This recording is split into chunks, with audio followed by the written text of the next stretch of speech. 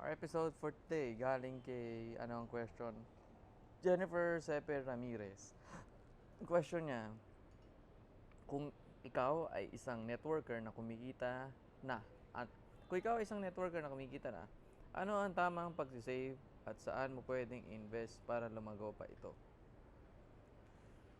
Okay. Ang sagot dyan, pag kumikita ka na, ang tamang pagsisave, at least, ah, tama talaga mag-save, okay?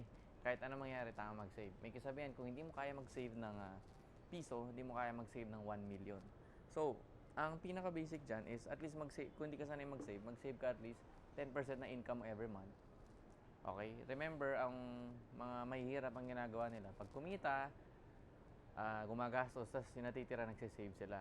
Yung mamayaman, ginagawa ng mayaman is, na pagka kumita, magsisave muna, and then doon sila gagastos. Malaki ang difference. So, ibig sabihin, tuwing kumikita ka, bago ka gumastos, magtabi ka muna. Kahit na 5% or 10%. Okay? Ayun yun. Next, make sure na the more na lumalaki income mo, dapat ang lifestyle mo din, minimize lang. Huwag naman ito todo. Huwag mo halimbawa kumikita 100,000 per month, gagastusin mo rin 100,000 per month din. Make sure pag nagawa 100,000 per month ka, di ba? Siguro lifestyle mo mga 50,000 lang o 30 or 20,000. Okay? Yung study dati na ginawa sa Millionaire Next Door na isang libro, lahat daw ng mga self-made millionaire sa Amerika, lahat sila thrifty. Sabi nga ni Oprah Winfrey, if you wanna be rich, dapat mahilig ka mag-save, frugal ka. Okay? Thrifty, frugal, and nagsisave ka lagi.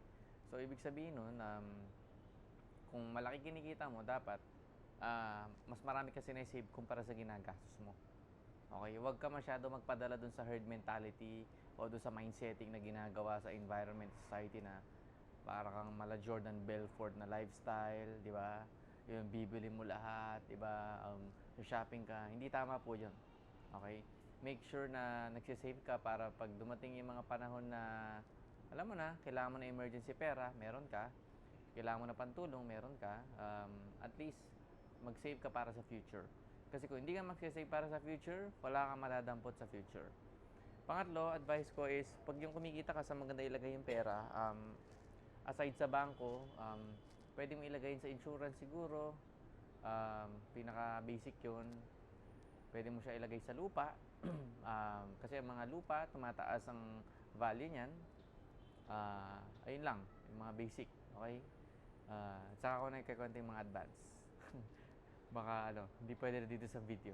Malaman pa nila yung mga secrets. Okay? So, I know na sagot ko naman yung tanong mo.